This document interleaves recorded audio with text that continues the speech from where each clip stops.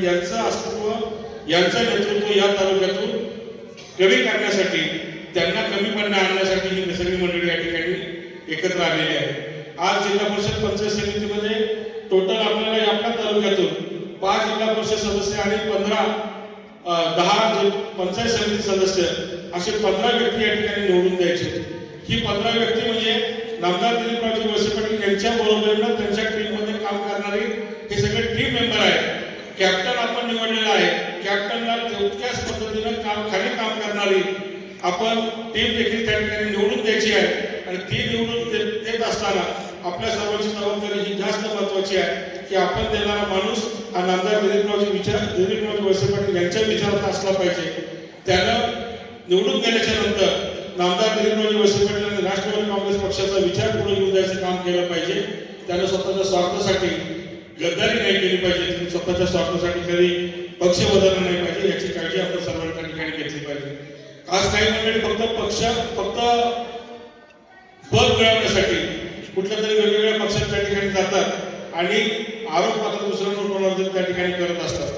राष्ट्रवादी काँग्रेस पक्षाचे विभाजन झालं त्यावेळेला काही एकट्या दिलीप वळसे पाटील साहेबांनी काही आपला पवार साहेबांची साथ त्या ठिकाणी सोडलेली नव्हती. तो एक पक्षाचा निर्णय होता आणि 40 आमदार त्या ठिकाणी बाजूला झाले होते. आज तो विषय संपलेला आहे. आज सगळे त्या ठिकाणी एकत्रपणे काम करत आहेत. अजितदादांनी सांगितलं की 2 राष्ट्रवादी काँग्रेस पक्ष या निवडणुकीत एकत्र काम करतील. आता प्रश्न असा आहे की जर एकदा नेतृत्वाने ठरवलं तर मग खालच्या लोक त्यांचं पालन करणार का? आणि आज कालपर्यंत निष्ठेचा फार मोठा वारसा माझ्याकडेच आहे आणि बाकीचे सगळे लोक गद्दार आहेत असे म्हणणारे लोक आज नेत्याच्या शब्द पाळणार की स्वतःचा स्वार्थ त्या ठिकाणी पुढे घेणार. हा त्या ठिकाणी प्रश्न आहे. ते लवकरच तुम्हाला त्या ठिकाणी समजेल. आजचे जे चित्र आहे ते अतिशय वेगळं आहे. ही सगळी मंडळी मिळून नामदार दिलीपरावजी वळसे पाटीलच्या विरोधात एकत्र आलेली आहे. तालुक्यात 5 गट जरी असले तरी तसं काही एकाच गटाची निवडणूक आहे अशा स्वरूपाचं काम त्या ठिकाणी चालू आहे. आणि म्हणून आपल्या पालकवाडी गटामध्ये ही निवडणूक जास्त चुरशीची त्या ठिकाणी आहे. कारण सर्वांचं लक्ष या निवडणुकीकडे आहे. या निवडणुकीमध्ये उमेदवार म्हणून मी असेल, अंकिता असेल किंवा सुनंदाताई असतील याच्यापेक्षा त्यांना हा नामदार दिलीपरावजी वळसे पाटील यांचा घरचा गट हा त्यांना त्या ठिकाणी काबीज करण्यासाठी ते लोक आसूसलेले आहेत. त्यांचं लक्ष अमित देवापेक्षा हा गट आणि नामदार दिलीपरावजी वळसे पाटील हे आहे.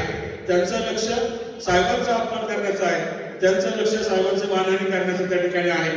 त्यांना 100% माहिती आहे की हा गट सरळ मार्गाने आपल्या हातात येणार नाही. म्हणून सगळे माणसं स्वतःचं स्वार्थ त्या ठिकाणी एकत्र करून त्या ठिकाणी एकत्र आलेले आहेत आणि एकत्रितपणाने आज तुम्हाला कोणी कदाचित समोर दिसतील, कोणी मागं पुढे दिसतील, परंतु सगळे त्या ठिकाणी एकत्र आलेले आहेत. पण मला खात्री आहे आपण आज बसलेले एवढे सगळे मंडळी आहोत यांनी जर छातीचा कोट केला तर हा किल्ला कोणाच्या बाबाच्या त्या ठिकाणी पडणार नाही. आणि नामदार दिलीपरावजी वळसे पाटील साहेबांना घेरण्याची ताकद त्यांच्या कोणाच्याही त्याच्यामध्ये हिंमत त्यांच्या कोणाच्या त्याच्यामध्ये नाही. ही सर्व ताकद आपल्या सर्व कार्यकर्त्यांची एकजूट ही महत्वाची आहे. आणि म्हणून ही एकजूट आपण कायम राखली पाहिजे. बऱ्याचदा आपण असं म्हणतो ग्रामपंचायतचं माझं हे काम केलं नाही, सोसायटीला माझं नाव त्या ठिकाणी घेतलं नाही किंवा विविध सहकारी संस्थांच्या जोडीमध्ये माझा नंबर लागला नाही, आमच्या गावाला काही मिळालं नाही. सगळ्या गोष्टी ठीक आहे. गेले 35 वर्ष आपल्या सर्वांना न्याय देता साहेबांनी कधीही त्या ठिकाणी पक्षपातीपणा केला नाही. पुन्हा एका माणसाला जास्त द्यायचं, एका माणसाला कमी द्यायचं, जाणीवपूर्वक अन्याय करायचा असं त्या ठिकाणी कधीही त्या ठिकाणी वर्तन केलेलं नाही. परंतु शेवटी खुर्च्या कमी आहेत, पदं कमी आहेत, जबाबदाऱ्या कमी आहेत आणि इच्छुकांची संख्या जास्त आहे. त्याच्यामुळे थोडीफार नाराजी होण्याची शक्यता त्या ठिकाणी आहे, ती होत असते. ही नाराजी ही आपल्या घरातली नाराजी आहे. याचा फायदा बाहेरच्या माणसाने घेता कामा नये याची काळजी आपण त्या ठिकाणी घेतली पाहिजे. आज ना उद्या एखाद्या माणसाला काही मिळालं नसेल, एखाद्या माणसाला काही अन्याय झाला असेल किंवा त्याच्यामध्ये दळणगाई झाली असेल तर आज ना उद्या त्याला त्याची भरपाई करण्याचं काम हे नामदार दिलीपरावजी वळसे पाटील निश्चित त्या ठिकाणी करतात. असे अनेक उदाहरणं आपल्या तालुक्यामध्ये आहेत. आज त्या सगळ्यांची नावं घेऊन मी त्या ठिकाणी वेळ जास्त आपला घेऊ इच्छित नाही. ही जिल्हा परिषद पंचायत समितीची निवडणूक आहे.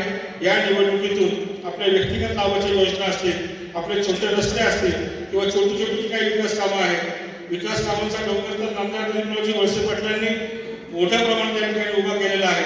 परंतु आजही अनेक ठिकाणी कुठेतरी फॉरेस्ट रस्ते अडकले, कुठं लाईट पोचलेली नाहीये, कुठं अंतर्गत आपल्या वादामुळे रस्त्याचे प्रॉब्लेम त्या ठिकाणी आहे, कुठं काम त्या ठिकाणी निकृष्ट करण्याचं झाल्यामुळं अडचण आहे. अशा अनेक स्वरूपाची नाराजी लोकांमध्ये जनतेमध्ये त्या ठिकाणी आहे. ती कामं भविष्य काळामध्ये प्राधान्याने पूर्ण करण्याचं काम आपण त्या ठिकाणी करू. आज म्हणजे मी तुम्हाला लाखनगावच्या सगळ्या ग्रामस्थांचं, काटापूरच्या ग्रामस्थांचं, आमचे साहेबांचे सहकारी, साहेबांचे मित्र चंद्रकांतजी खेरनार साहेब त्यांचं, त्याच किंवा भाऊसाहेब दामी भाऊसाहेब असतील, आशिष असेल, या सर्वांचं याच्यातले बरेचसे कार्यकर्ते आपल्यासोबत काम करत होते. काही मधल्या काळामध्ये थोडीशी त्यांनी वाट वेगळी त्या ठिकाणी धरलेली होती. परंतु हे सगळे कार्यकर्ते आज पुन्हा एकदा नामदार दिलीपरावजी वळसे पाटील यांना पाठिंबा देण्यासाठी, राष्ट्रवादी काँग्रेस पक्ष बळकट करण्यासाठी तुम्ही सोबत आलेला आहात. मी नवीन आलेल्या कार्यकर्त्यांना एकच आश्वासन देऊ इच्छितो की ज्यांनी प्रवेश केलेला आहे, झक मारले आम्ही इकडे आलो हे म्हणण्याची वेळ त्याच्यावर कधीही येऊ देणार नाही, त्याची साथ कधी सोडणार नाही. आतापर्यंत त्यांनी जे काही काम केलं समाजासाठी केलं, भले दुसऱ्या कुठल्या पक्षातून केलं असेल, परंतु ते काम पुढे घेऊन जायचं काम आम्ही सर्वजण मंडळी त्या ठिकाणी निश्चित त्या ठिकाणी करू. तुमची कामं मार्गी लावण्याच्या माध्यमातूनच तुम्ही सर्वजण आलेला आहात. आणि नामदार दिलीपरावजी वळसे पाटलांचा राजकारणाचा विचार हा विकासाचा विचार आहे, हा प्रगतीचा विचार आहे. आणि ती सगळी कामं आपल्याला जिल्हा परिषदच्या आणि पंचायत समितीच्या माध्यमातून त्या ठिकाणी पूर्ण करायची आहे. बोलण्यासारख्या अनेक गोष्टी आहेत. अजून पुढचे 15 दिवस आहेत. तुम्ही सगळ्या चिठ्ठ्या आजच दिल्या आणि आजच सगळे मुद्दे संपवले तर कदाचित तुम्हाला पुढे त्या ठिकाणी बोलायला काही राहायचं नाही. आता मी शेवटचे एकच मत सांगतो, गेल्या 8 वर्षापूर्वी अशाच पद्धतीने जिल्हा परिषद